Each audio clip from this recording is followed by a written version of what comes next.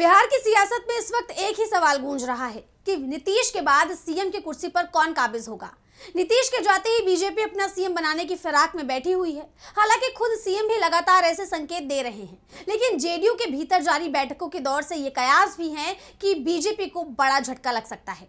वहीं अब जेडीयू की एक और बैठक हुई है।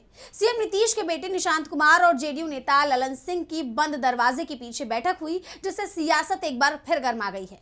तो क्या है पूरी खबर, देखिए इस रिपोर्ट में। बिहार की राजनीति में अगले सीएम के नाम को लेकर सियासी पारा चढ़ा हुआ है। कयासों का बाजार गर्म है। कहा जा रहा है कि बीजेपी अपना सीएम बनाने की फिराक में बैठी हुई है और बिहार के उप मुख्यमंत्री सम्राट चौधरी ये पद संभाल सकते हैं। लेकिन जिस कदर जेडीयू की बैठकें हो रही हैं, उससे ये भी माना जा रहा है कि अगर ऐन वक्त पर नीतीश कुमार बीजेपी को गच्चा दे दे तो कोई हैरानी वाली बात नहीं होगी। और अब एक और ऐसा घटनाक्रम सामने आया है जिसने राजनीतिक चर्चाओं को और तेज कर दिया है। करीब 2 दशकों में पहली बार ऐसा हुआ है जब ईद के मौके पर मुख्यमंत्री नीतीश कुमार गांधी मैदान में मौजूद नहीं रहे। उनकी अनुपस्थिति में उनके बेटे निशांत कुमार ने कार्यक्रम में शिरकत की।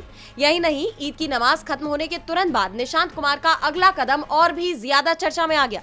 वो गांधी मैदान से सीधे केंद्रीय मंत्री और जेडीयू के वरिष्ठ नेता ललन सिंह के आवास पहुंच गए, जहां दोनों नेताओं के बीच करीब 15 मिनट तक बंद कमरे में बातचीत हुई। अब इस मुलाकात को लेकर कई तरह की अटकलें हैं। हालांकि आधिकारिक तौर पर इस मुलाकात को शिष्टाचार भेंट बताया जा रहा है, लेकिन जिस तरह से ये मुलाकात अचानक और निजी तौर पर हुई, इसे लेकर राजनीतिक जानकारों का दावा है कि निशांत कुमार का इस तरह वरिष्ठ नेताओं से मिलना और सीधे संवाद करना ये संकेत देता है कि उन्हें धीरे धीरे राजनीति के मैदान में उतारने की तैयारी की जा रही है, खासकर ऐसे समय में जब जेडीयू को नए चेहरे की जरूरत महसूस हो रही है। निशांत की बढ़ती सक्रियता पार्टी के लिए अहम साबित हो सकती है। यहां तक कि निशांत की इस एक्टिवनेस को पॉलिटिकल ट्रेनिंग के तौर पर भी देखा जा रहा है।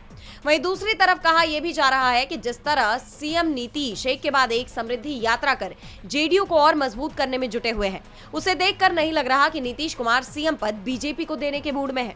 वहीं इन दोनों घटनाक्रम से यह साफ है कि एक तरफ तो सीएम नीतीश उप मुख्यमंत्री सम्राट चौधरी के कंधे पर हाथ रखकर लगातार संकेत दे रहे हैं कि वो सीएम का पद संभाल सकते हैं, लेकिन दूसरी तरफ जेडीयू की अपनी रणनीति भी बनाई जा रही है। ऐसे में राजनीतिक जानकारों का कहना यह है कि अगर ऐन वक्त पर नीतीश कुमार बीजेपी को झटका दे दे तो ये कोई हैरानी वाली बात नहीं होगी।